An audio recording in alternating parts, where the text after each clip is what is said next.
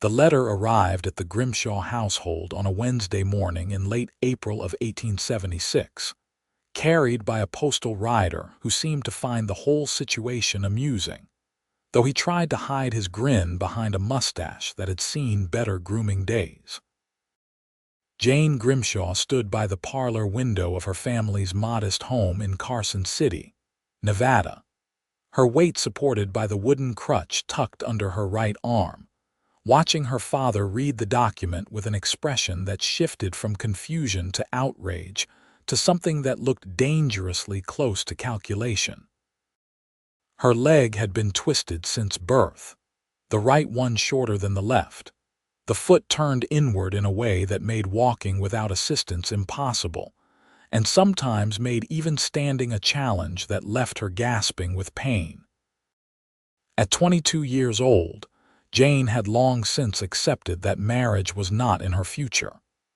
The men of Carson City had made that abundantly clear through 2 decades of averted eyes and whispered comments they thought she could not hear. "It is from Wesley Crawford," her father said finally, his voice careful in that way that told Jane he was about to say something she would not like. "The rancher up north near Virginia City. He is looking for a wife." Jane's mother, a thin woman whose face had been carved into permanent disappointment by years of having a daughter who could not walk properly, set down her sewing with a sharp intake of breath. "Harold, you cannot possibly be considering this." "He offers a generous arrangement," her father continued, still not meeting Jane's eyes. "Enough money to settle our debts and then some. He says he needs a woman to help manage his household and that he is not particular about physical attributes." The words hung in the air like smoke from a dying fire. Jane felt something cold settle in her chest, a familiar sensation that came whenever her family discussed her, as though she were a problem to be solved rather than a person to be loved. "You want to sell me," Jane said quietly. "That is not what this is," her father snapped, finally looking at her. "This is an opportunity. What future do you have here, Jane? Your sisters are already married. Your brother has his own life. When your mother and I are gone, who will care for you?" The question was not new.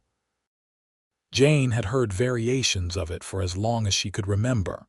She looked down at her hands, calloused from gripping the crutch, strong despite everything else that was wrong with her body. "And you believe this rancher genuinely wants a wife? You do not find it strange that he would specifically request someone like me?"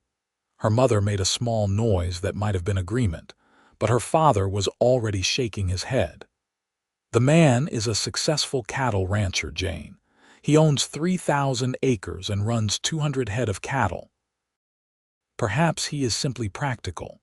Perhaps he knows that a beautiful wife would only bring him trouble. Or perhaps his friends put him up to it as a cruel joke, and I will arrive to find myself the subject of mockery," Jane said, her voice sharper now. "I have lived with being the object of jest my entire life. I have no desire to travel 2 days north to experience it among strangers." "You will do as you are told," her father said with finality. "I have already sent word accepting the arrangement. You leave in 3 days." That night, Jane lay in her small bed and stared at the ceiling, tracing the cracks in the plaster that she had memorized over years of sleepless nights. Her sister Margaret had shared this room once, before marrying a banker's son and moving to Sacramento. Her other sister Clara had married a merchant and now lived in Carson City proper, in a house with real glass windows and a garden that people complimented. Jane had her crutch and her twisted leg, and a father who saw her as a burden to be relieved of at the first opportunity. She tried to imagine this Wesley Crawford, this rancher who supposedly wanted a wife so badly that he would accept a crippled one. In her mind, he became a monster, 7 feet tall with a cruel mouth and hands that would hurt her. Then he became a weak, simple-minded man who could not attract a normal woman. Then he became a joke himself, Some poor fool whose friends had convinced him that any wife was better than no wife, even one who could barely walk. None of the images brought her comfort. The 3 days passed with the terrible speed of an approaching execution. Her mother packed her belongings with the efficiency of someone disposing of unwanted items, folding Jane's 2 good dresses and her Sunday blouse into a trunk that had belonged to Jane's grandmother.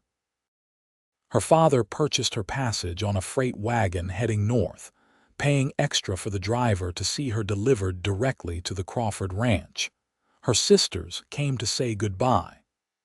Clara brought preserves and advice that Jane should try to be pleasing and not complain about her circumstances. Margaret brought a bottle of lavender water and eyes that were suspiciously red, though she said nothing about crying. "Perhaps it will be all right," Margaret whispered as she hugged Jane goodbye. "Perhaps he will be kind." "Perhaps," Jane agreed, because there was nothing else to say. The journey north took 2 days, just as Jane had expected. The wagon driver, a man named Silas with tobacco-stained teeth and a tendency to spit frequently, seemed unbothered by his cargo of 1 crippled woman and 3 barrels of nails. He helped her into the wagon bed without comment on the first morning, and helped her down at night when they stopped at a way station, and otherwise left her to her own thoughts. Those thoughts were not pleasant company. The landscape changed as they traveled north, becoming more rugged, with scattered pine trees breaking up the sage brush and rocky soil. They passed through Virginia City itself, a bustling mining town that still showed signs of the massive silver strikes that had made it famous, though everyone said the best days were behind it. Beyond the town, they climbed into rolling hills where cattle grazed and fence lines marked out the territories of various ranches. The Crawford Ranch sat at the end of a long dirt road that branched off from the main route. Silas turned the wagon onto this road without ceremony, and Jane felt her heart begin to pound in a way that had nothing to do with exertion and everything to do with fear. The ranch itself was larger than she had expected. The main house was a 2-story structure made of logs and rough-cut lumber, with a wide porch that wrapped around the front and one side. Beyond it stretched a barn, a stable, a bunkhouse, and several smaller outbuildings whose purposes Jane could not immediately identify. Horses grazed in a nearby paddock. Chickens scratched in a yard near what must be the kitchen. Everything looked well-maintained but worn, the property of someone who worked hard but perhaps lacked a woman's touch in making a house a home. 3 men stood near the barn, watching the wagon approach. Even from a distance, Jane could tell they were ranch hands, dressed in dusty work clothes and wearing hats that had seen better days. They were laughing about something, heads together in that way men had when sharing a joke they did not want overheard. Jane's stomach twisted. This was it then. This was the joke. These men had sent for her as entertainment, something to laugh about over their evening whiskey. The crippled mail-order bride, come to provide amusement for bored cowboys. Silas brought the wagon to a stop in front of the main house. "Crawford Ranch," he announced unnecessarily. "I will get your trunk." The front door of the house opened, and a man stepped out onto the porch. Jane's breath caught despite herself. Wesley Crawford was not a monster. He was not simple-minded or weak. He was a man in his late 20s, tall and broad-shouldered in the way of men who did physical labor every day of their lives. His hair was dark brown, worn a bit longer than was fashionable, and his face was tanned from years under the Nevada sun.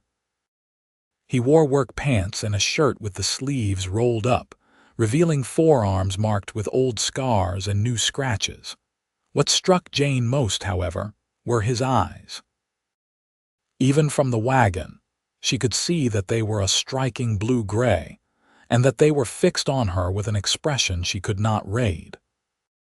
He came down the porch steps with the easy grace of someone comfortable in his own body, and Jane felt a sharp stab of envy for that comfort, that ease of movement that she would never know. "Miss Grimshaw," he said as he approached the wagon. His voice was deep and steady, with none of the mockery she had been bracing herself for. "I am Wesley Crawford. Welcome to the ranch." Silas had already lifted her trunk from the wagon bed and set it on the ground. Now he was looking at Jane expectantly, clearly wanting to complete his delivery and be on his way. Jane gripped her crutch and prepared herself for the awkward process of climbing down from the wagon. It required both hands, which meant setting aside the crutch temporarily, which meant moving on her bad leg and her good leg in a way that was never graceful and always painful. She had just begun to shift her position when Wesley Crawford stepped forward. "May I help you?" he asked, and his tone was so genuinely polite that Jane found herself nodding before she could think better of it. He reached up and placed his hands on her waist, not roughly or presumptuously, but carefully, as though she were something valuable that required gentle handling. Then he lifted her down from the wagon with an ease that spoke of his strength, setting her on the ground and immediately steadying her when she wobbled, reaching for her crutch and placing it under her arm before she even had to ask. "Thank you," Jane managed, her face burning with embarrassment and something else she could not name. The three ranch hands had stopped laughing. They were watching now, their expressions ranging from surprise to curiosity. One of them, a younger man with red hair, started to say something, but Wesley shot him a look that made the words die unspoken. "Thomas, get Miss Grimshaw's trunk," Wesley said, his voice carrying the natural authority of a man used to being obeyed. "Bring it to the main house." "The main house." The red-haired man repeated as though he had misheard. "You have a problem with your ears?" Wesley asked mildly. "No, boss." Thomas grabbed the trunk and headed toward the house, shooting glances back at Jane as he went. Wesley paid him no attention. He had turned back to Jane, and his expression was serious but not unkind. "You must be tired from the journey. Let me show you to your room and then we can talk." He did not offer his arm, which Jane appreciated. She hated when people did that, because it required her to juggle the crutch and try to maintain dignity while essentially leaning on a stranger. Instead, he simply walked beside her at a pace that matched her slower one, not rushing, not showing impatience. The inside of the house was dim after the bright sunlight outside. Jane had an impression of a large main room with a stone fireplace, furniture that was sturdy but sparse, and a layer of dust that confirmed her earlier suspicion that the house lacked a woman's presence. A staircase led to the second floor, and Jane looked at it with sinking dread. "There is a room down here," Wesley said, following her gaze. "I had Thomas set it up for you yesterday. I thought it would be easier than the stairs." Something in Jane's chest loosened slightly. A small kindness, perhaps, but she had learned to value small kindnesses. They were often all she received. He led her to a door off the main room, opening it to reveal a bedroom that was simple but clean. Someone had made up the bed with fresh linens, and there was a basin and pitcher on a small table, a wardrobe against one wall, and a window that looked out over the front yard. Thomas appeared moments later with her trunk, setting it at the foot of the bed, and then vanishing again without a word. "I will leave you to rest," Wesley said. "There is water in the pitcher. When you are ready, come out to the main room and we can discuss the arrangement." He left before Jane could respond, closing the door quietly behind him.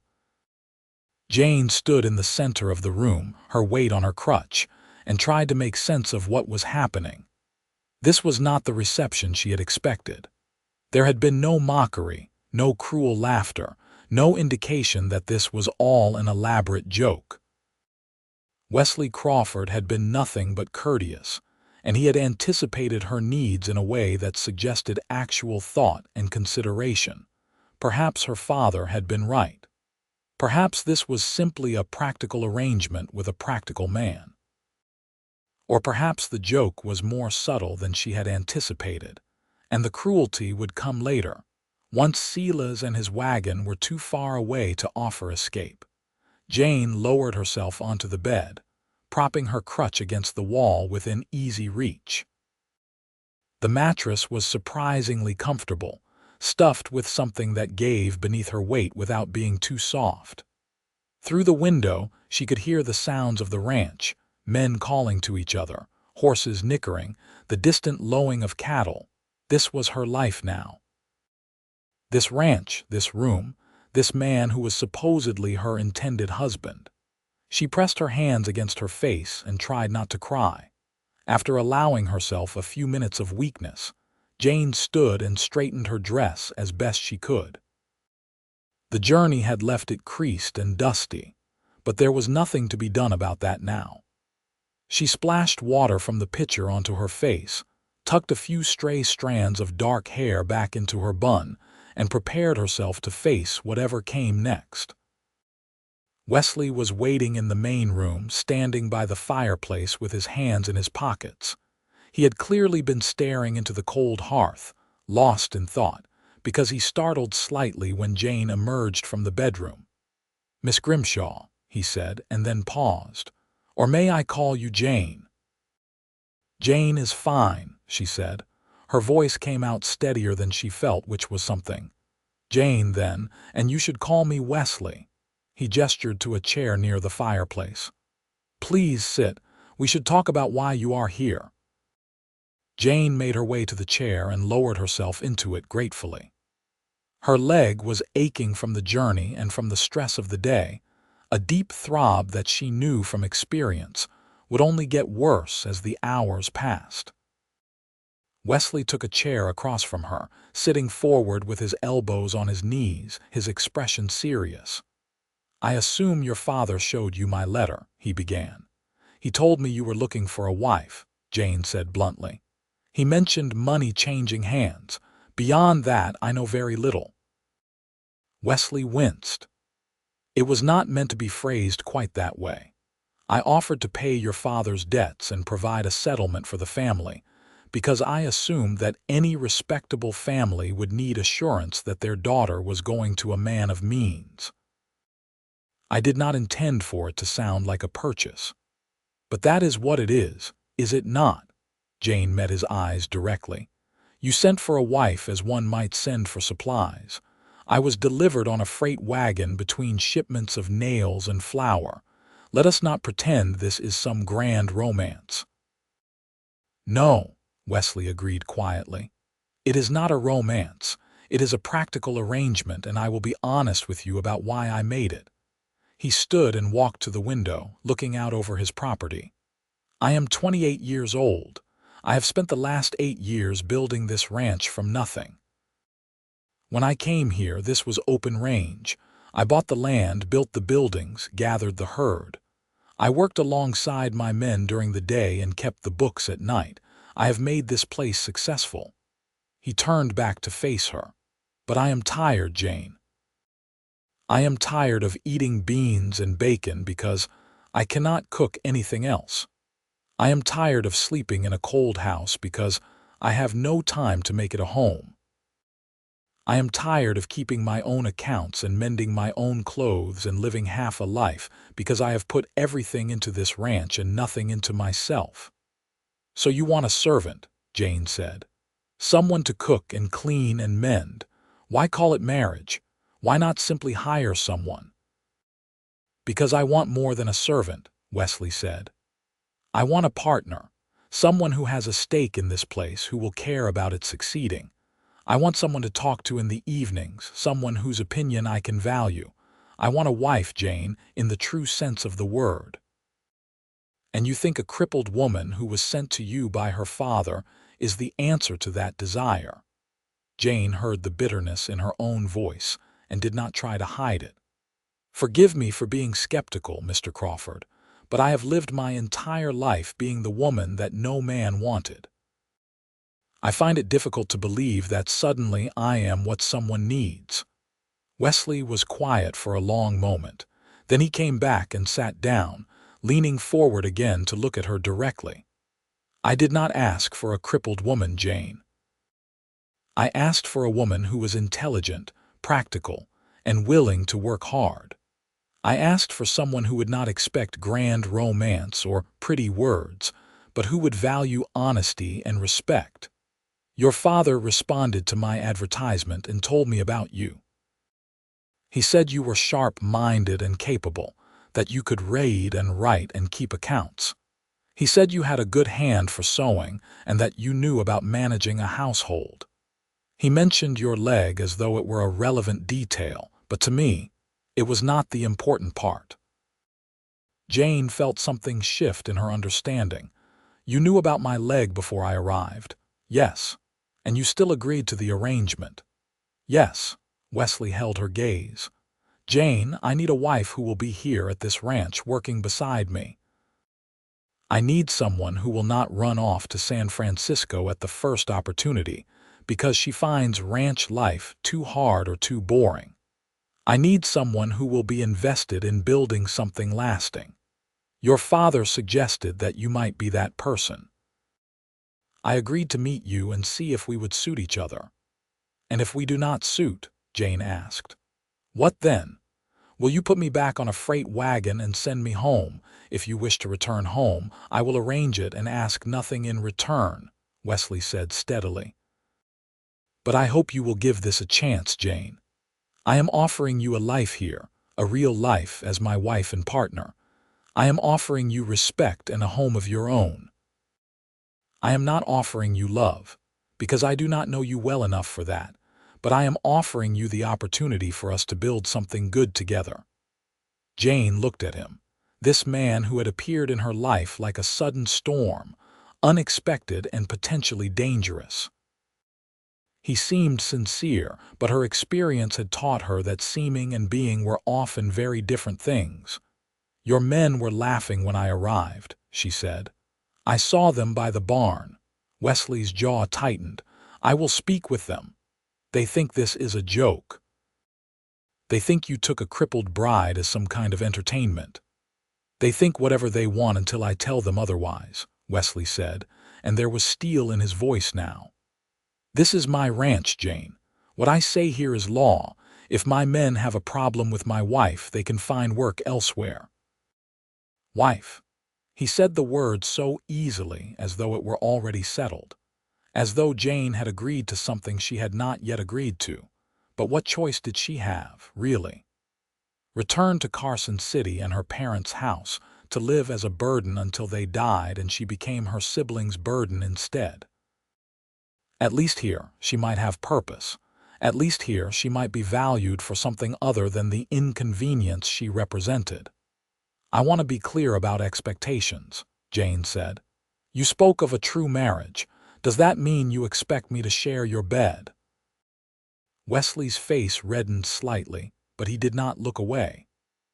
"Eventually, yes, I would hope for that. I want children someday, Jane. I want heirs for this ranch. But I am not a man who would force himself on an unwilling woman. We can take time to know each other first. We can sleep separately until you are comfortable with the idea of a full marriage." The answer was better than Jane had dared hope for, and yet it still left her feeling exposed and vulnerable. The thought of any man seeing her body, her twisted leg and all the ways she was broken, filled her with a shame so deep she could barely breathe around it. But Wesley was watching her with patience, waiting for her response, and Jane realized that she was tired of being afraid. She had been afraid her whole life. Perhaps it was time to try something different. "I will stay," she said. "I will try this arrangement, but I want your word that if it does not work, if we find we cannot build a life together, you will let me go without recrimination." "You have my word," Wesley said immediately. He stood and extended his hand. "Shall we make it official, then? I have a preacher coming tomorrow from Virginia City. If you agree, we can be married tomorrow afternoon. Tomorrow. The word hung between them like a bell that had been struck. Tomorrow she would become Wesley Crawford's wife, for better or worse. Jane took his hand. His palm was calloused and warm, his grip firm but careful. Tomorrow, then, she agreed. That night, Jane lay in the narrow bed in her new room and listened to the unfamiliar sounds of the ranch settling around her. Somewhere in the house, she could hear Wesley moving around, the creak of floorboards overhead suggesting that his room was on the second floor. Outside, night birds called and the wind rattled the windows in their frames. She thought about the bargain she had just made, the life she had just agreed to. Marriage to a stranger, a life on a cattle ranch in the middle of Nevada, a future that was entirely uncertain. But then, her future in Carson City had been equally uncertain, and at least here she would have a purpose. At least here she would be a wife instead of a burden. It was more than she had ever expected to have. The preacher arrived the next afternoon. A rail, thin man named Reverend Michaels, who looked like he had seen too much of human nature and found most of it disappointing. He set up in the main room of the house, standing in front of the cold fireplace with his Bible in hand, and looked between Jane and Wesley with an expression that suggested he was going to ask questions they did not want to answer.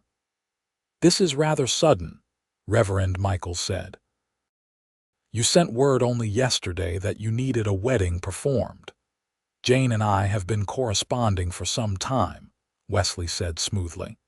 "She arrived yesterday, and we see no reason to delay making our union official."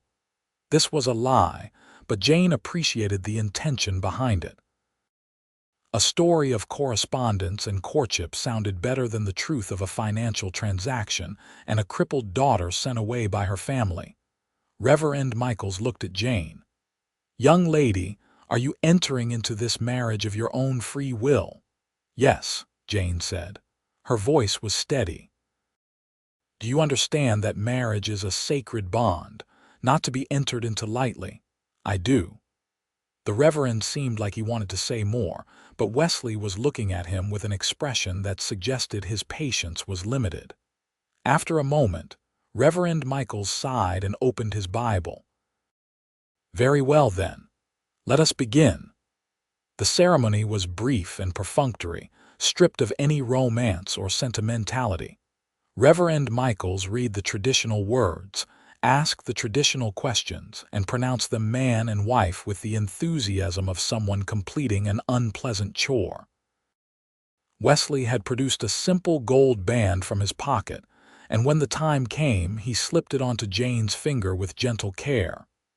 "You may kiss your bride," Reverend Michaels said, his tone suggesting this was merely a formality. Wesley looked at Jane, a question in his eyes. She nodded slightly, and he leaned in and pressed a brief, chaste kiss to her lips. It was nothing like Jane had imagined a first kiss might be, in those girlhood days before she understood that first kisses were not for girls like her. It was simple and quick, and tasted faintly of coffee. And then it was done. She was Jane Crawford, wife of Wesley Crawford, mistress of this ranch and this house. The transformation felt both monumental and completely insufficient. Nothing had changed except a name and a ring and a piece of paper that Reverend Michaels made them both sign as witnesses. Everything had changed. After the preacher left, pocketing the fee Wesley paid him and climbing onto his horse with the air of a man eager to return to civilization, Jane and Wesley stood in the main room and looked at each other. "Well," Wesley said finally, "I suppose we should figure out dinner." The kitchen was a disaster. That became immediately apparent when Jane followed Wesley into the room attached to the back of the house and saw the state of things. Dishes were piled in a basin, some clearly having been there for days. The stove was crusted with spills and burns. The shelves held a haphazard collection of supplies, organized by no system Jane could discern. Sacks of flour and beans sat on the floor, along with a barrel that smelled of salt pork. "I told you I could not cook," Wesley said, sounding almost apologetic. "So I see," Jane said. She moved further into the kitchen, taking inventory. There was food here, plenty of it, but it required someone who knew how to transform raw ingredients into actual meals. "Do you have eggs, milk, butter?" "The chickens are laying," Wesley said, "and we have 2 dairy cows. I usually just drink the milk straight, but I know you are supposed to do something with it to make butter." Jane felt the first stirring of something that might have been amusement. "You really have been living on beans and bacon, have you not? And bread, when I can buy it in Virginia City," Wesley admitted. "I am a rancher, Jane, not a cook. I can birth a calf and mend a fence and break a horse, but I cannot make a decent meal to save my life." "Well then," Jane said, setting her crutch aside and bracing herself against the work table that dominated the center of the kitchen. "It seems you married the right woman after all. I may not be able to walk properly, but I can cook." She could see the relief on Wesley's face, and it sparked something in her. A sense of purpose, perhaps, or maybe just the satisfaction of being needed for something useful, something that had nothing to do with being a burden. "Tell me what you have been eating," Jane said, "and I will make us a proper dinner." That first meal was simple, nothing fancy. Jane sent Wesley out to collect eggs, and while he was gone, she began the process of cleaning the kitchen. She could not stand for long periods, but the work table was the right height for her to lean against, and she found that if she moved carefully and planned her movements, she could work around her limitations. She cleaned the stove first, scraping away the worst of the burned-on food and wiping it down until it looked functional again. Then she started a fire in the firebox and set water to boil. By the time Wesley returned with a basket of eggs, she had found a skillet and a precious jar of preserved tomatoes on one of the shelves. "I can make eggs with tomatoes," she said. "And biscuits if the flour is not too old." "The flour is fresh," Wesley said. "I bought it 3 weeks ago." Jane mixed biscuit dough while the eggs cooked, her hands moving through the familiar motions she had learned from her mother and her grandmother. This was something she could do, something that did not require 2 working legs. This was a skill that had value. The eggs and tomatoes turned out well, savory and filling. The biscuits were golden and fluffy, better than any Jane had made in her mother's kitchen, though she could not say why. Perhaps it was the altitude, or the particular heat of the stove, or simply the satisfaction of cooking in her own kitchen for the first time in her life. They ate at the large table in the main room, sitting across from each other in the fading afternoon light. Wesley consumed his food with the efficiency of a man who was genuinely hungry, pausing only to tell Jane that it was the best meal he had eaten in months. "That is a sad statement about your previous meals," Jane said, but she felt pleased nonetheless. "It is the truth," Wesley said. "Jane, I know this is all very strange, and I know we have much to learn about each other, but I want you to know that I am grateful you are here. I think we can make this work." Jane looked at him across the table, this man who was now her husband, and allowed herself to feel a small flicker of hope. Maybe he was right. Maybe this could work. The days that followed fell into a pattern that was both strange and oddly comfortable. Wesley rose before dawn and went out to work with his men and the cattle. Jane woke shortly after, her body slow to adjust to the early hours but determined to prove her worth. She spent her mornings in the kitchen, cooking proper meals and continuing the work of organizing and cleaning the space. She cooked large breakfasts of eggs and bacon and porridge that Wesley ate before heading out. She packed him a midday meal to take with him. She prepared dinners that they ate together at the big table, talking about the ranch and the work that needed to be done. In the afternoons, when Wesley was out working, Jane explored the house and began the work of making it a home. She cleaned the main room, sweeping away dust and wiping down furniture. She found curtains in a trunk upstairs and washed them and hung them in the windows. She discovered that Wesley had a small collection of books on a shelf in his bedroom, and she brought them downstairs to create a proper sitting area near the fireplace. Her leg ached constantly from the increased activity, but Jane found that she did not mind as much as she expected. There was satisfaction in the work, in seeing the house transform under her care. There was purpose in having tasks that needed completing, in knowing that she was contributing to the household in meaningful ways. Wesley noticed the changes and commented on them with genuine appreciation. He thanked her for the meals and the clean house and the curtains that made the main room feel less empty. He asked her opinion on ranch matters, showing her the account books and discussing whether they should buy more breeding stock or invest in fencing for the northern pasture. At night, Wesley retired to his room upstairs and Jane slept in her room on the main floor. They did not discuss the arrangement, but Jane was grateful for it. She was not ready to share a bed with anyone, even the man who was legally her husband. 2 weeks after the wedding, Thomas and the other ranch hands finally began to accept her presence. Jane had taken to cooking for them as well, preparing large midday meals that Wesley would bring out to wherever the men were working. She knew that the hands had been skeptical of her, perhaps even derisive, but good food had a way of softening even the hardest attitudes. Thomas, the red-haired hand who had questioned her presence on the first day, was the first to soften. He started helping her carry water from the well on days when Wesley was too far out on the range to do it himself. He chopped wood for the stove without being asked. Once, Jane caught him repairing a broken step on the back porch, and when she thanked him, he had ducked his head and mumbled something about it being the least he could do for someone who could make apple pie from dried apples. The other 2 hands, a grizzled older man named Frank and a quiet younger one called Sam, followed Thomas's lead.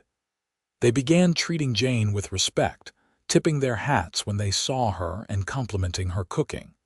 They stopped looking at her leg and started looking at her face. It was more than Jane had dared hope for. One evening in late May, after a dinner of roasted chicken and vegetables that Jane had coaxed from the struggling kitchen garden, Wesley suggested they sit on the front porch to watch the sunset. Jane agreed, curious about the change in routine, and followed him outside with her crutch. The porch had 2 chairs, rough-hewn but sturdy. Wesley had added cushions to them at some point, though Jane suspected he had done so recently and specifically for her benefit.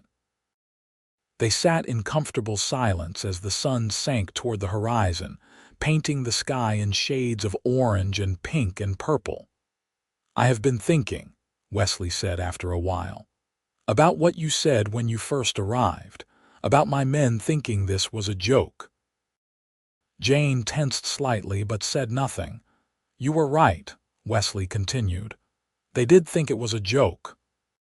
Thomas told me later that some of the boys in Virginia City had been giving me grief about being unmarried, suggesting that no decent woman would want to marry a rancher who smelled like cattle.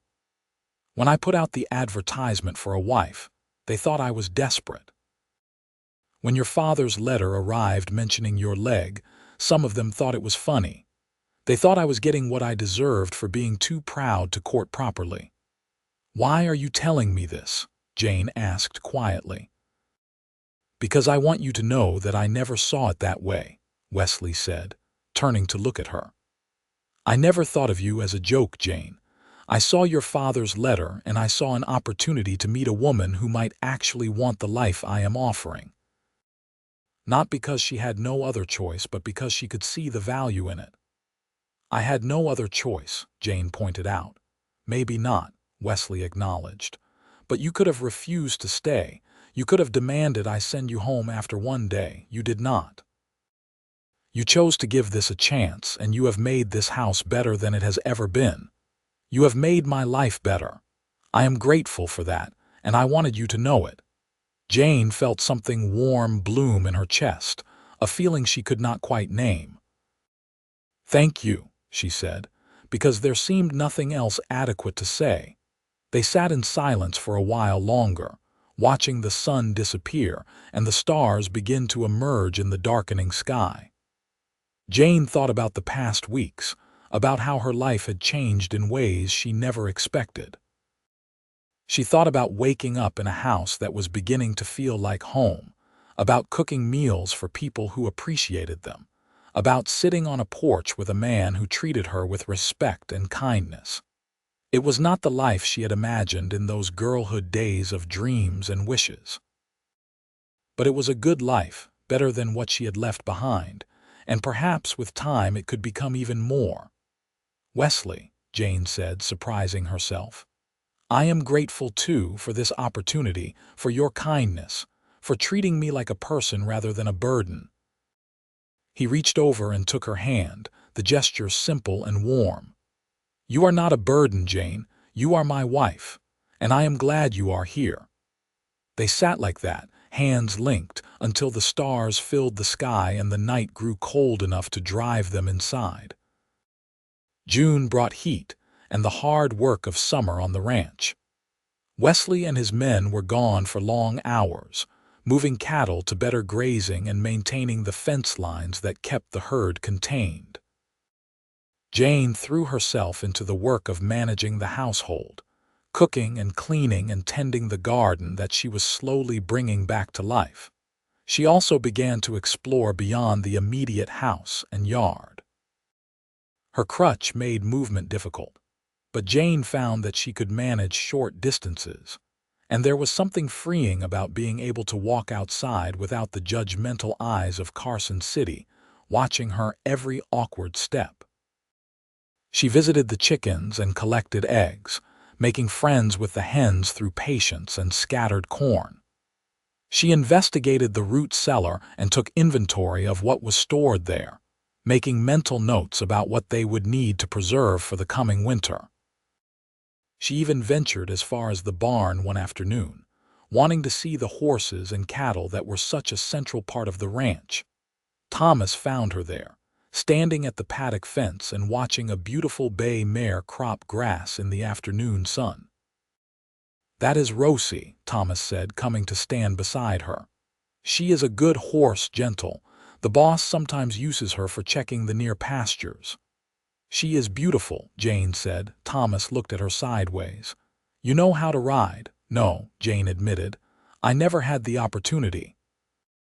The boss could teach you, Thomas suggested. Rosie would be perfect for learning. She has a smooth gait and she does not spook easy. Jane laughed, a short, bitter sound. I can barely walk, Thomas. How would I ride a horse? You would sit in a saddle and hold the reins, Thomas said, as though it were the most obvious thing in the world. Your legs do not have to work perfect to ride, Miss Jane. You just have to have balance and nerve. The idea was absurd. Jane could imagine trying to mount a horse, imagine the inevitable fall and the humiliation. And yet, there was something appealing about it too. The idea of moving across the land faster than her crutch allowed, of having the freedom that a horse could provide. I will think about it, Jane said, which was not a yes but was not a no either. That night she mentioned the conversation to Wesley over dinner. Thomas thinks you could teach me to ride, she said, trying to keep her tone light as though it did not matter much either way. Wesley looked up from his plate, surprise evident on his face. Do you want to learn? I do not know, Jane admitted. It seems impossible, but Thomas seemed to think it could be done. Wesley was quiet for a moment, considering, then he nodded slowly. Thomas is right. I have known men with injuries worse than yours who rode just fine. It is about balance and confidence, not about having perfect legs. I do not have much confidence, Jane said quietly.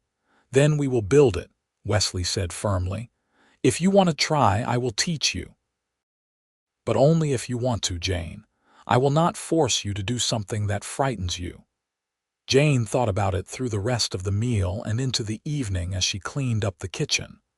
The idea of riding, of having that kind of freedom and mobility, was seductive. But the fear of failure, of making a fool of herself, was strong in the end. It was the memory of sitting on the porch with Wesley, of his hand warm on hers, that decided her. He had shown her kindness and respect. He had given her a chance when no one else would. She could at least be brave enough to try something new. "I want to learn," she told him the next morning at breakfast. "If you are willing to teach me, I want to learn to ride." The smile Wesley gave her was worth any amount of fear. They started the lessons that very afternoon. Wesley brought Rosie to the paddock and showed Jane how to approach the horse, how to let Rosie smell her hand and grow comfortable with her presence. The mare was indeed gentle, nuzzling Jane's palm and accepting the apple slices Jane offered with delicate bites. "Getting on is the hardest part," Wesley said. "But once you are in the saddle, your leg will not matter as much. We will take it slow."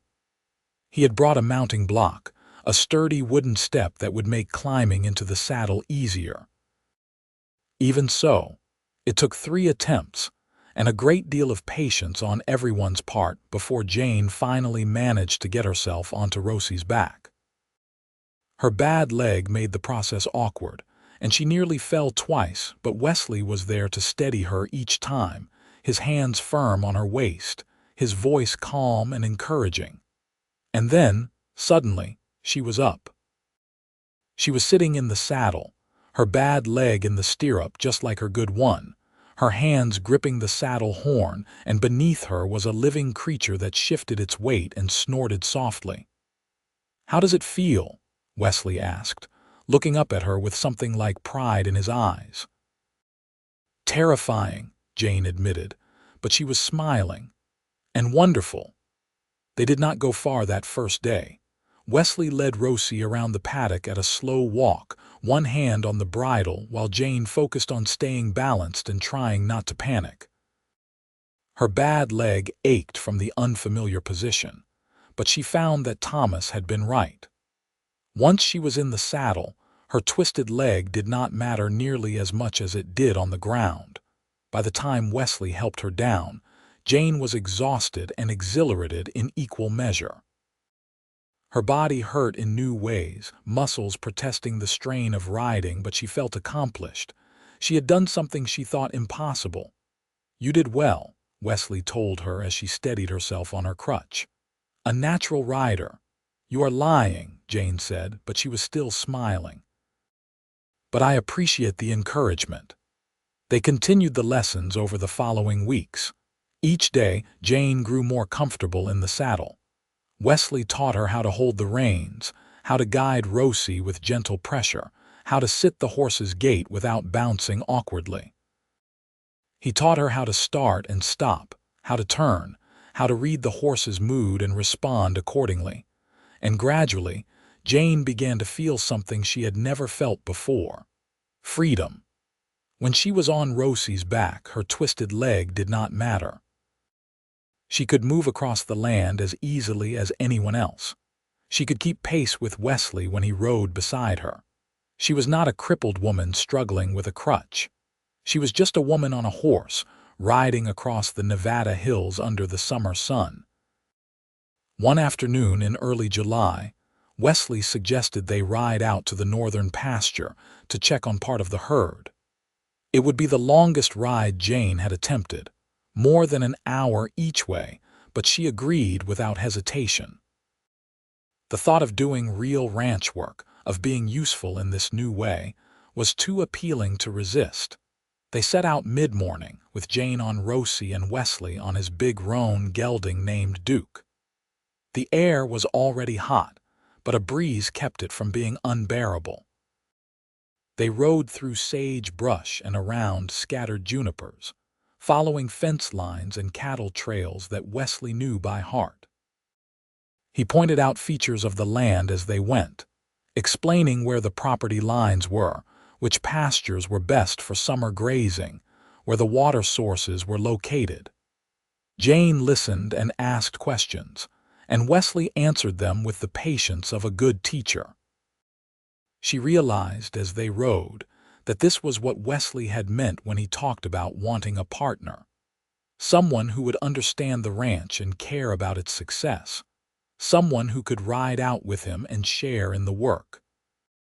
They found the cattle grazing peacefully in a wide meadow, a dozen cows with their spring calves clustered near a creek that cut through the property.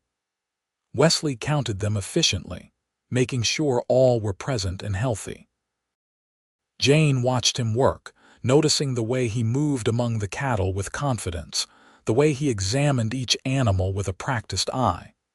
"All good here," Wesley said, riding back to where Jane waited. "We should head back.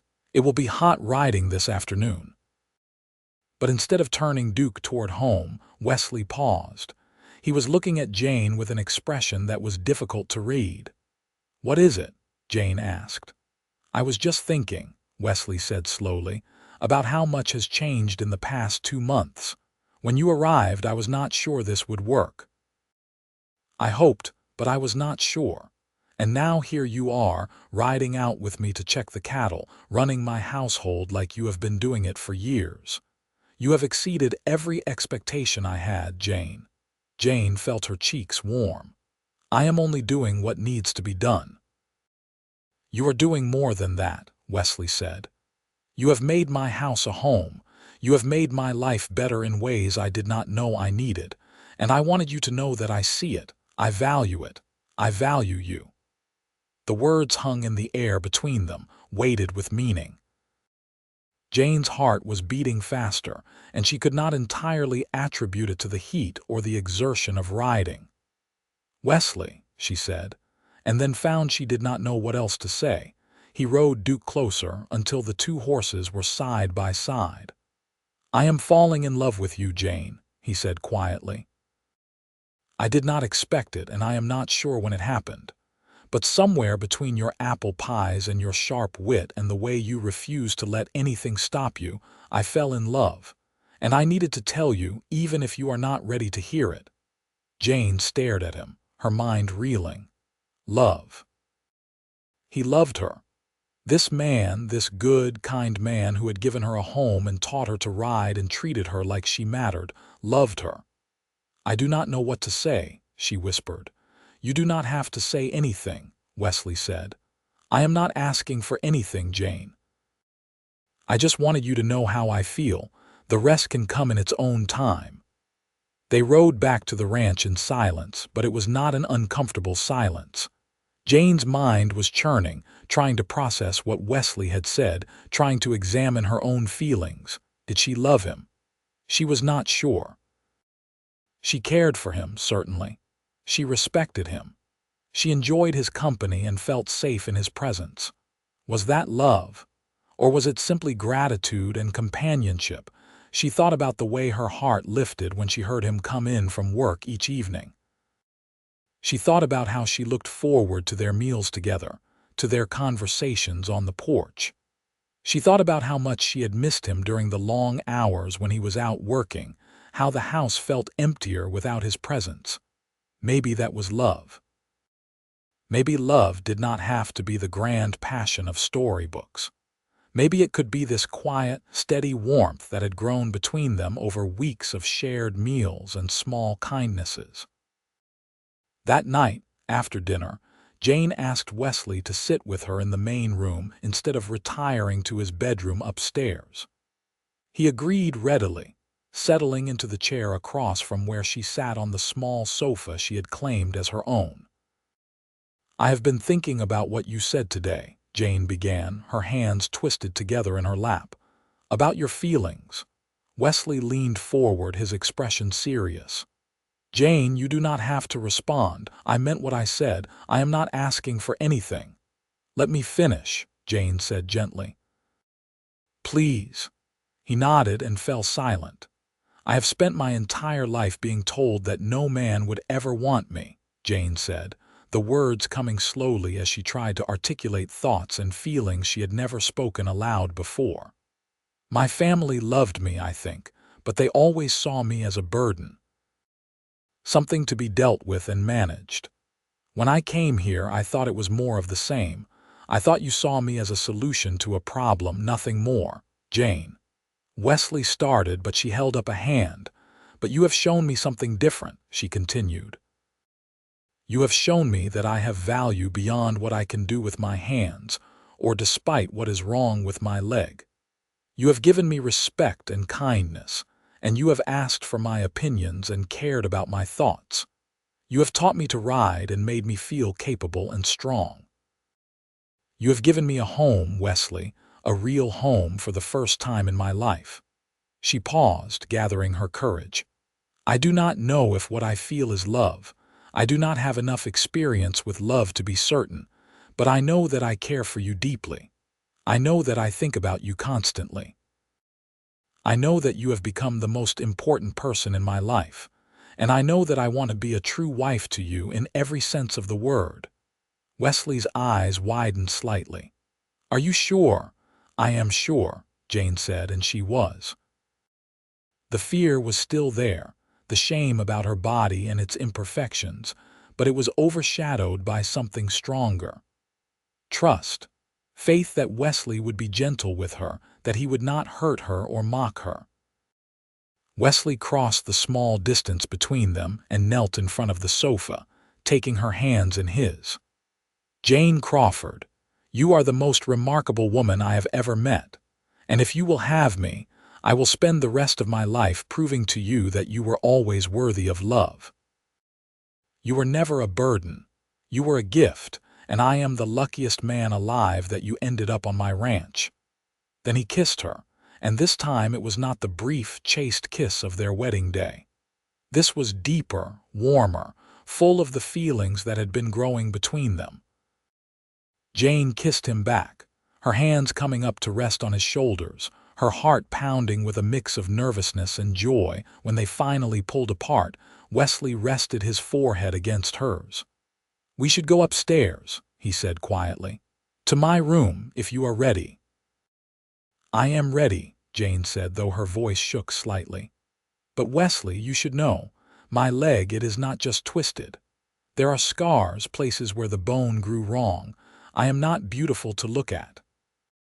Wesley pulled back and looked at her with such fierce tenderness that Jane felt tears spring to her eyes. You are beautiful to me, Jane, every part of you, and nothing about your body will change that. He helped her to her feet and steadied her as she found her crutch. Then, slowly, they climbed the stairs together to the room that would now be theirs. The summer passed in a haze of happiness that Jane had never imagined possible. She and Wesley fell into a new rhythm, one that included shared nights in the upstairs bedroom and mornings waking up in each other's arms. Wesley was as gentle and patient as Jane had hoped, making her feel cherished rather than merely tolerated. The shame she had felt about her body began to fade, replaced by the security of knowing that Wesley loved her exactly as she was. The ranch prospered under their combined efforts. Jane took over the account books completely, her neat handwriting and sharp mind for numbers bringing order to the financial records that Wesley had always struggled with. She discovered that they were doing better than Wesley had realized, that with careful management, they could afford to invest in the improvements he wanted. Together, they made plans for the future. They would fence the northern pasture properly, which would allow them to separate the breeding stock and control the herd better. They would buy a breeding bull from California, improving the quality of their cattle. They would hire an additional hand for the busy season, allowing the current men to work more efficiently. But beyond the ranch business, they also talked about personal futures, about children they hoped to have someday, about improvements to the house that would make it more comfortable, about trips they might take to San Francisco or even back to Carson City, though Jane had no particular desire to see her family again. In August, a letter arrived from Jane's mother. It was brief and somewhat cold, inquiring whether Jane was settling in and whether the arrangement was working out satisfactorily. There was no warmth in the words, no indication that Jane was missed or thought of fondly. Jane read it once and then tucked it away in a drawer. She would write a response eventually, she supposed, because it was the proper thing to do. But she felt no urgency about it. These people who had raised her felt like strangers now, distant figures from a life she had left behind. Her real life was here, on this ranch with Wesley. One evening in late September, as they sat on the porch watching the sunset as had become their habit, Wesley reached over and took Jane's hand. "I have something to tell you," he said, and there was a nervous edge to his voice that Jane had rarely heard. "What is it?" she asked, concerned. "I saw Doc Hendricks in Virginia City yesterday when I went for supplies," Wesley said. "I asked him about something, about whether there would be any complications if you became pregnant, given your leg and everything." Jane's breath caught.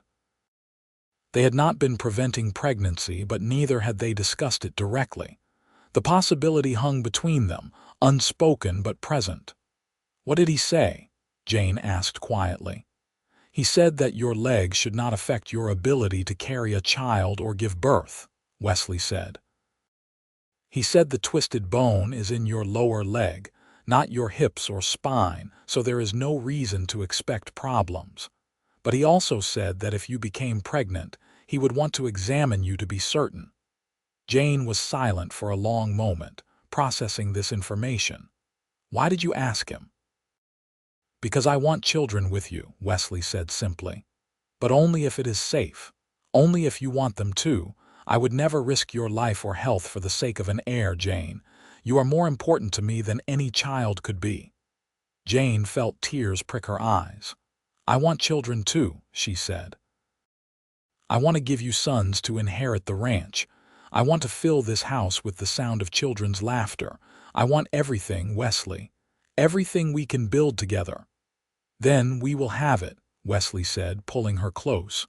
"All of it together." Winter came, and with it, a different kind of work.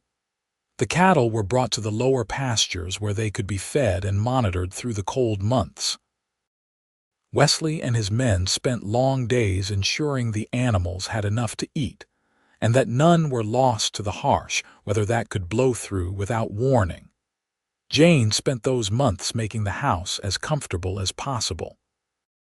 She sewed new curtains for the upstairs rooms and made quilts to pile on the bed for warmth. She cooked hearty stews and soups that could simmer on the stove for hours, filling the house with delicious smells and providing hot meals whenever Wesley came in from the cold. She read books from Wesley's collection and worked on improving her skills at various crafts. And in January, she realized that her monthly courses had not come for the second time. She waited another week to be certain, and then she told Wesley over breakfast on a morning when snow was falling gently outside the kitchen windows. "I believe I am with child," she said, her hands wrapped around a cup of tea, her heart pounding. Wesley's fork clattered against his plate. "Truly." "Truly," Jane confirmed. "Unless I am wrong about the signs, which I do not think I am." Wesley was around the table in an instant, pulling her to her feet and spinning her in a careful circle, his face alight with joy. "Jane, this is wonderful. This is everything. We need to get you to Doc Hendricks. We need to make sure you and the baby are all right." "I am fine," Jane laughed, steadying herself against him. "Pregnant women do not break, Wesley." "Still," Wesley said firmly, "we will see the doctor as soon as the roads are clear enough for travel." They made the trip to Virginia City 2 weeks later, with Jane bundled in furs and blankets in the wagon. Doc Hendricks examined her in his office above the general store, asking questions and making notes, and finally pronounced that she was indeed pregnant and seemed to be in perfect health. "The baby should come in late summer," Doc Hendricks said. August, most likely. You are young and strong, Mrs. Crawford, and I see no reason to expect complications. But I would like you to come see me every month, just to be cautious. Jane agreed, relief flooding through her. She had been afraid, she realized. Afraid that something about her broken body would make pregnancy impossible or dangerous. But Doc Hendricks seemed genuinely unconcerned about her leg, treating her like any other expectant mother. On the ride home, Wesley could not stop talking about the baby. Would it be a boy or a girl? Should they prepare the small room off the main bedroom as a nursery? What name should they choose? Jane listened to his excited chatter with amusement and love, her hand resting on her still flat stomach where their child was growing. Spring brought new life to the ranch in more ways than one. The cattle produced a good crop of calves, healthy and strong. The grass greened up early, promising good grazing. And Jane's belly began to swell with unmistakable pregnancy, her body changing to accommodate the life within. She found that pregnancy agreed with her surprisingly well. She had morning sickness for a few weeks, but it passed quickly. Her energy remained good, and while her leg ached more than usual from the extra weight she carried, it was manageable.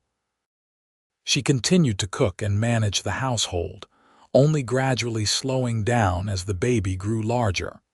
Wesley was attentive to the point of being comical. He wanted her to rest constantly, to put her feet up, to avoid any strain.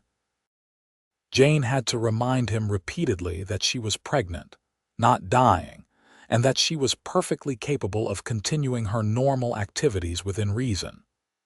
"I just want you safe," Wesley said one evening as Jane insisted on carrying a basket of laundry from the bedroom to the main room.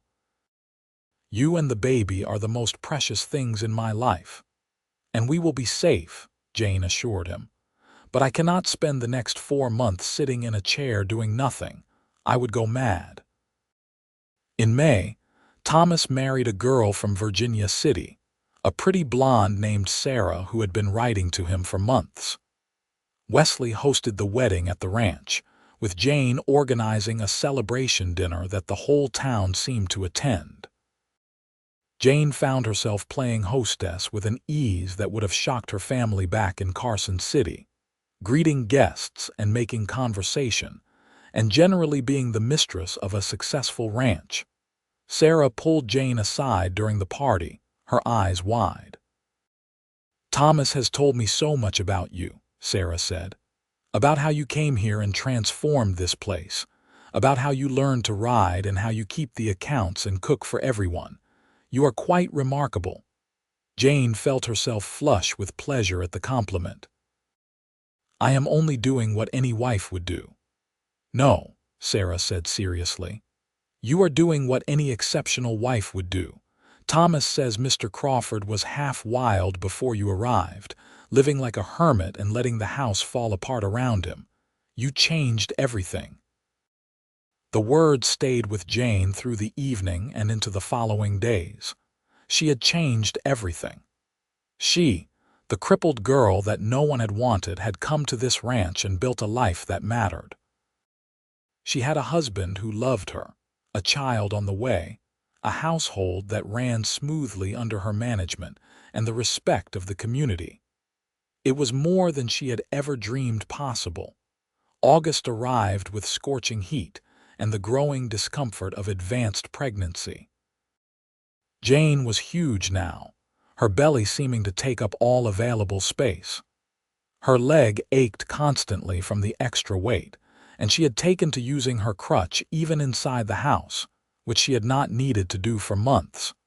Wesley was practically beside himself with worry as Jane's due date approached.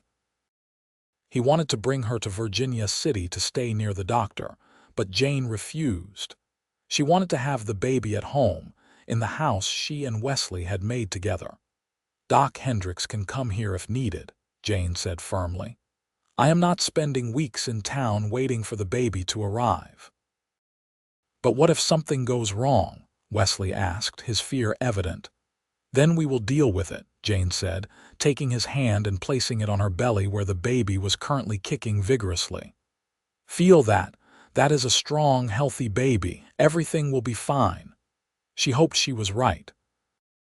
The labor began on a hot afternoon in mid-August, with a pain in Jane's lower back that gradually intensified into contractions that took her breath away. Wesley sent Thomas racing to Virginia City for Doc Hendricks, and then proceeded to pace the house like a caged animal while Sarah, who had come to help, attended to Jane. The labor was long and difficult, lasting through the night and into the next day. Jane had never experienced pain like this, deep and all-consuming, wave after wave that left her gasping and clinging to Sarah's hands. Doc Hendricks arrived around midnight and took over with professional calm, examining Jane and pronouncing that everything was progressing normally. "The baby is positioned well," Doc Hendricks said. "It is just taking its time. First babies often do." Jane wanted to tell him that she did not care about normal or time, she just wanted it to be over, but another contraction stole her breath and the words. Wesley was beside her when the baby finally came, in the early afternoon of the second day. He held her hand and let her squeeze until she was certain she was breaking his fingers, and he whispered encouragement that Jane could barely hear over the roaring in her own ears. And then, suddenly, there was a new sound in the room, a thin, reedy wail that grew stronger by the second. Doc Hendricks was saying something about a healthy baby, and Sarah was crying and laughing, and Wesley was staring at something in the doctor's hands with an expression of absolute wonder. "You have a son," Doc Hendricks said, placing the baby, cleaned and wrapped in a blanket, into Jane's arms. "A fine, healthy boy." Jane looked down at the tiny face, red and scrunched and absolutely perfect, and felt her entire world shift and rearrange itself around this new person. Her son. Their son. "Hello," she whispered to him. "Hello, little one, I am your mother." The baby's eyes were closed, but his mouth was open, still crying, his tiny hands waving in the air. Wesley reached out with one finger and stroked the baby's cheek, his touch feather light, his eyes wet with tears he was not trying to hide. "He is perfect," Wesley said hoarsely. "Jane, he is absolutely perfect. You did so well. You were so brave." Jane wanted to say something clever or profound, but she was too exhausted and too overwhelmed. She just held her son and let the tears stream down her face, and felt more complete than she had ever felt in her life. They named him William, after Wesley's father, who had died before Wesley came to Nevada. William Crawford, heir to the ranch and the most loved baby in the entire territory if his parents had anything to say about it. The weeks after William's birth were a blur of sleepless nights and constant feeding, and the steep learning curve of caring for an infant. Jane was exhausted and overwhelmed and happier than she had ever been. Wesley helped whenever he could, learning to change diapers and walk the floor with a crying baby, and take over any task that Jane needed help with. Sarah proved invaluable during those early weeks, coming over daily to help with the cooking and cleaning so that Jane could focus on the baby. Thomas bragged to everyone who would listen that he was William's uncle in spirit if not in blood.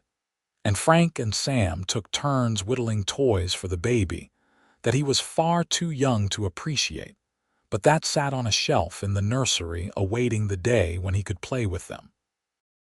The ranch hands had fully accepted Jane now, treating her with affection and respect. She was not the crippled bride who had arrived as a joke. She was Mrs. Crawford, Wesley's wife and William's mother, the woman who ran the household and kept them all fed, and made the ranch feel like more than just a workplace. Jane's life had changed completely from that day in April, when the letter arrived at her parents' house. She had gone from being a burden to being essential, from being pitied to being valued, from being alone to being surrounded by people who cared for her. One evening in October, when William was 2 months old and sleeping peacefully in his cradle, Jane and Wesley sat on the porch as they had done countless times before. The air was cool now, autumn bringing relief from the summer heat. Stars were beginning to appear in the darkening sky. "I have been thinking," Wesley said, his arm around Jane's shoulders, "about that first day when you arrived, about how uncertain everything was, about how I hoped this would work but had no idea if it really could." "I was convinced you were all laughing at me," Jane admitted. "I was certain this was some cruel joke and that I would spend my life being mocked." "Instead, you spent your life being loved," Wesley said, pressing a kiss to her temple. "Jane, you are the best thing that ever happened to me. You took a house and made it a home. You took a lonely rancher and gave him a family. You took a half-life and made it whole." Jane turned to look at him, this man who had become everything to her. "You did the same for me, Wesley. You gave me a life when I thought I would never have one. You showed me that I had value beyond what my family saw. You loved me when I thought no one ever would." "I will love you until the day I die," Wesley said seriously. "You and William and any other children we are blessed with. This family, this life we have built together, it is everything I ever wanted, everything I needed. You were never a joke, Jane. You were always the answer." They sat together in comfortable silence, listening to the sounds of the ranch settling for the night. Inside the house, William made a small noise in his sleep, and Jane's heart swelled with love. This was her life now. This ranch, this man, this child. This family that she had never expected to have. The years that followed brought their share of challenges and triumphs. The ranch continued to grow, prospering under Wesley and Jane's combined management. They added more land, more cattle, and eventually a second bunkhouse to accommodate additional hands. Jane's account books showed steady profits, and the Crawford Ranch became known as one of the most well-run operations in the region. William grew into a sturdy, bright-eyed boy who followed his father everywhere, and adored his mother with the fierce devotion of a child who has never known anything but love. When he was 3, Jane gave birth to a daughter they named Margaret, after Jane's sister, though Jane noted with some irony that her daughter was receiving far more love and attention than the original Margaret had ever shown Jane. 2 years later came another son, Robert, who had Wesley's blue eyes and Jane's dark hair, and a stubborn streak that promised to make him a handful as he grew. Jane's leg never improved, and in fact the years and pregnancies took their toll, leaving her with more pain and less mobility than she had had in her 20s. But it mattered less than it once had. She was not defined by her twisted leg anymore.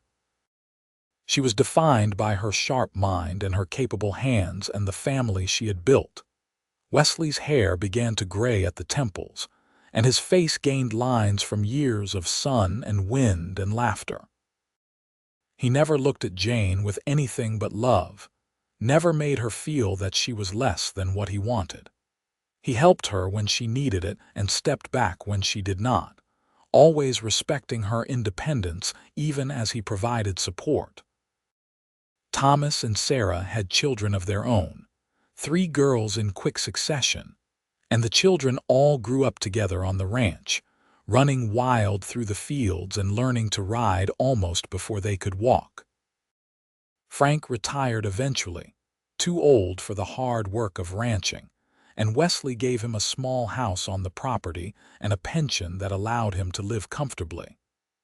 Sam married a widow from Virginia City and brought her to live in one of the ranch cottages, and she and Jane became close friends. The ranch became a community, a place where people came to work but stayed because they felt at home. Jane's parents wrote occasionally awkward letters that suggested they had realized too late what they had lost when they sent Jane away. Jane responded politely but distantly. She had her own family now, one that chose to love her rather than merely tolerating her presence. On Jane's 30th birthday, Wesley surprised her with a gift. He led her to the barn, where a beautiful new saddle sat on a stand, made of the finest leather and tooled with an intricate design of flowers and vines. "I had it made special," Wesley said, watching her face. "Look at the left stirrup." Jane examined it and found that the stirrup had been modified, designed to accommodate her twisted foot more comfortably. It was a small thing, but it meant everything. It meant that even after 8 years of marriage, Wesley was still thinking of ways to make her life easier and better. "It is beautiful," Jane said, tears in her eyes. "Thank you." "You are beautiful," Wesley corrected, pulling her into his arms. "And I wanted you to have a saddle worthy of the finest rider on the ranch." Jane laughed at that, because she was still not a particularly skilled rider, but she appreciated the sentiment. They rode out that afternoon, just the two of them, leaving the children with Sarah and taking a few hours to be alone together as they rarely could with 3 young children. They rode to the northern pasture, the same place where Wesley had told Jane he loved her all those years ago. The land looked different now, with better fencing and more cattle, but the essential beauty of it remained unchanged. This was their land, the place they had built together. "Do you ever regret it?" Jane asked as they sat on their horses, looking out over the grazing cattle. "Marrying me, I mean, taking a chance on someone you did not know." Wesley turned to look at her, his expression incredulous. "Regret it? Jane, marrying you was the smartest thing I ever did. You are my partner in every sense of the word. You are the love of my life. Why would I ever regret that? I just wondered," Jane said softly. "Sometimes I think about that girl who arrived on the freight wagon, so scared and so certain that this was all a joke.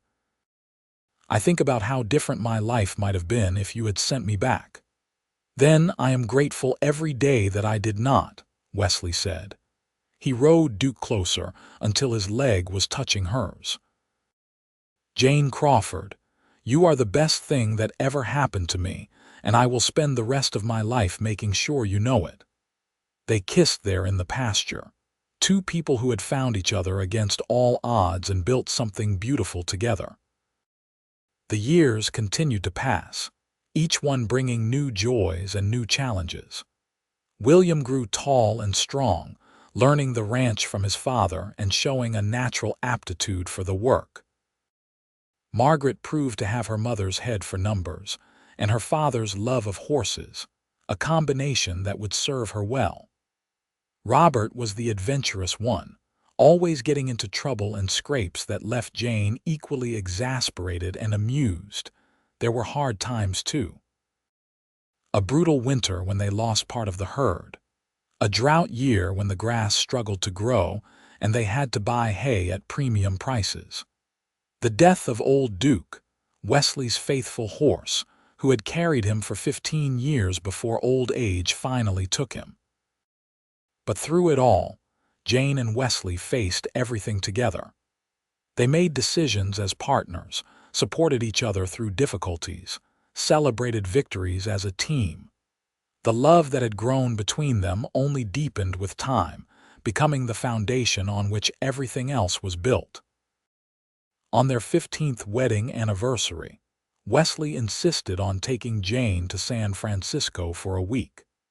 They left the children with Sarah and Thomas, who by now were experienced enough parents to handle 5 children for a few days, and took the train west to the city. Jane had never been to a real city before, and San Francisco overwhelmed and delighted her in equal measure.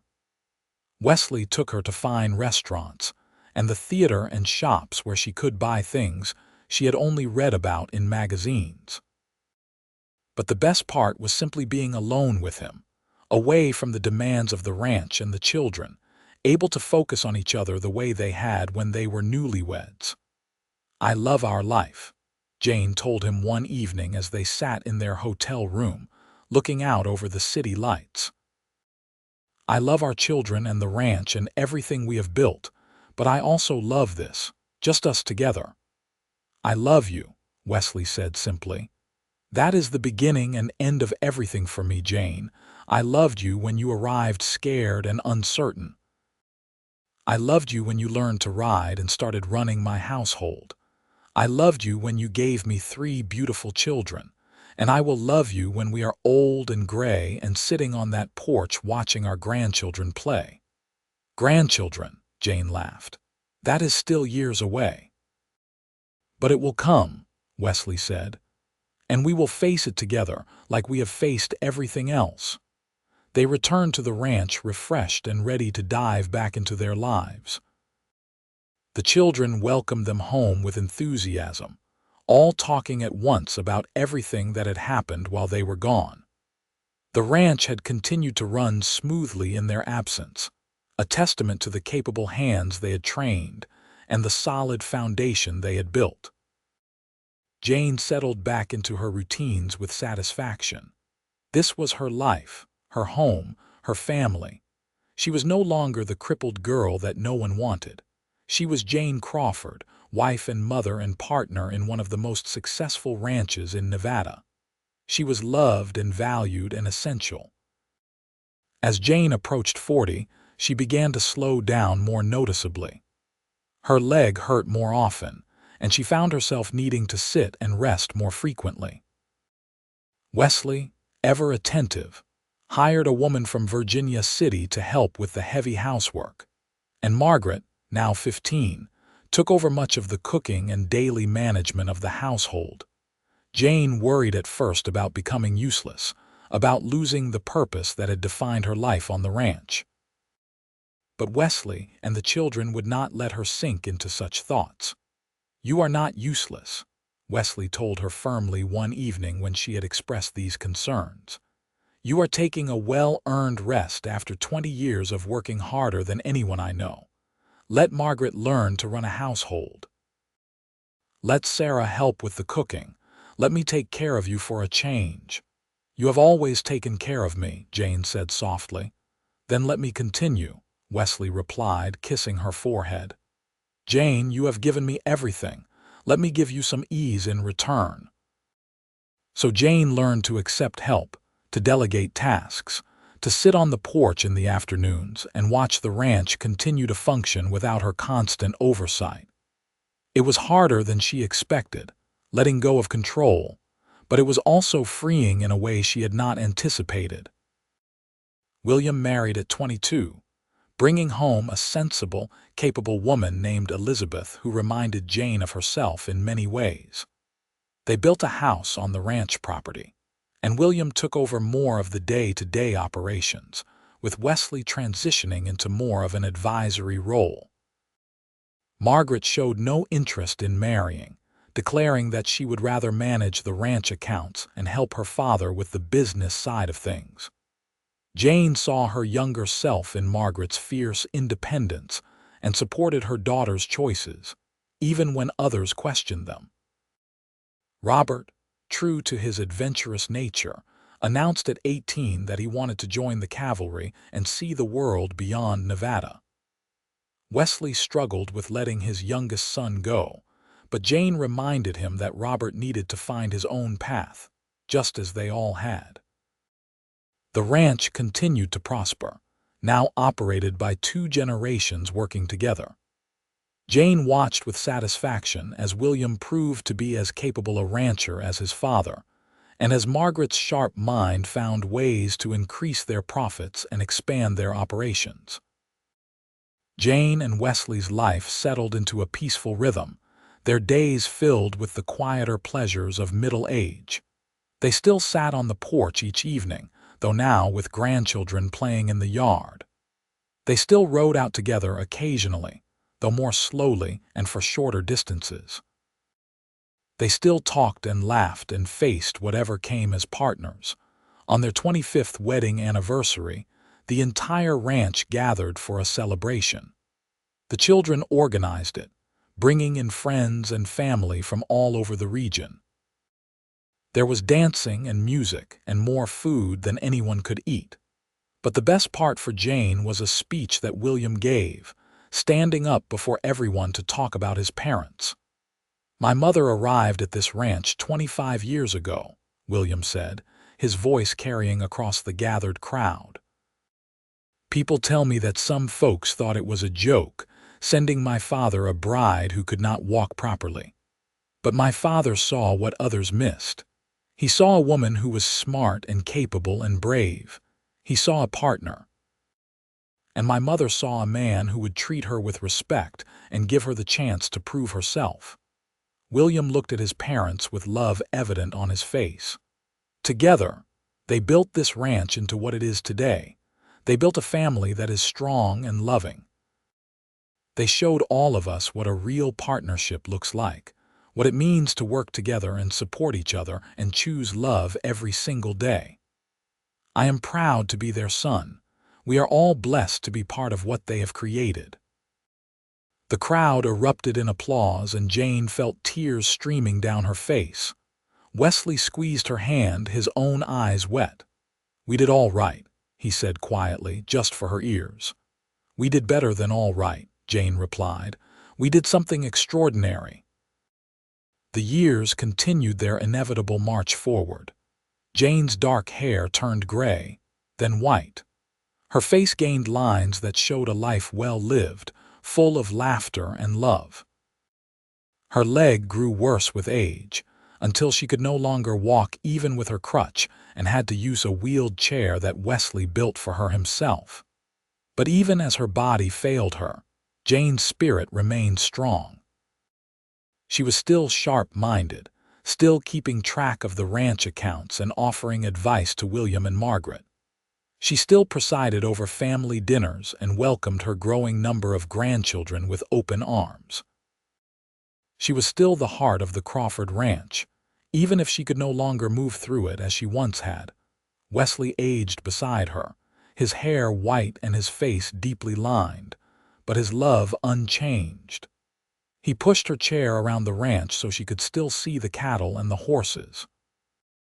He carried her to the porch each evening so they could watch the sunset together.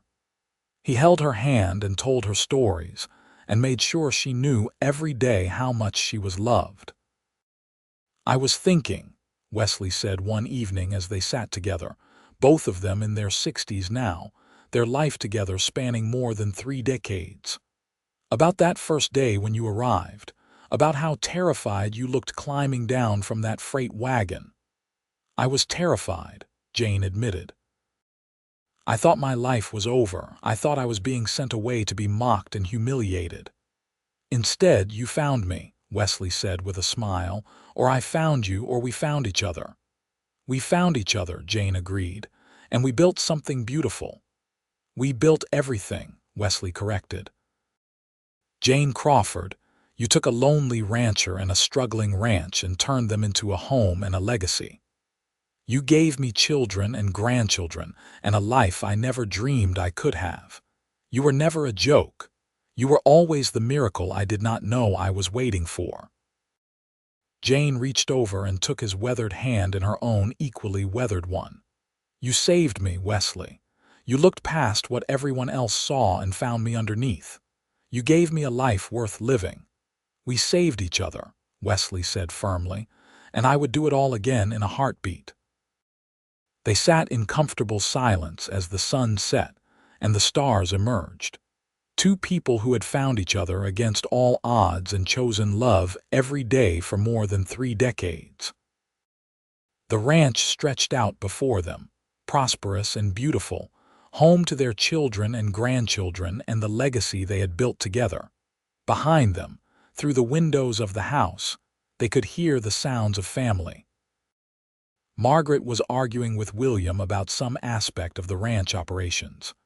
Elizabeth was calling children in for supper. Grandchildren were laughing and playing. This was what they had built, not just a successful ranch, but a family, a community. A home filled with love and laughter, and the kind of deep bonds that came from choosing each other, supporting each other, and working together toward common goals. Jane had arrived at this ranch as a crippled girl that no one wanted, sent away by her family as though she were a problem to be solved. She had feared mockery and cruelty, had expected the worst from the rancher who had supposedly agreed to marry her. Instead, she had found Wesley. She had found love and respect and partnership. She had found purpose and value and a life that exceeded her wildest dreams. Wesley had found his match, his equal, his partner in building something that would last beyond their own lives. Together, they had proven that love was not about perfection or meeting others' expectations. It was about finding someone who saw your worth, who chose you despite what the world might say, who worked beside you to build something beautiful and lasting. As the stars filled the sky above the Nevada ranch that had become their shared kingdom, Jane and Wesley sat hand in hand, their hearts full, their life together a testament to the power of taking a chance on someone others had dismissed. The crippled girl and the lonely cowboy had found each other, had chosen each other, had built a life and a love that would echo through generations. It was, Jane thought, the best possible ending to a story that had begun with such uncertainty and fear. And as Wesley squeezed her hand and smiled at her in the starlight, she knew that he felt exactly the same way. Their story was complete, their legacy secure, their love eternal. And in the house behind them, in the ranch around them, and in the family they had created, their happily ever after lived on.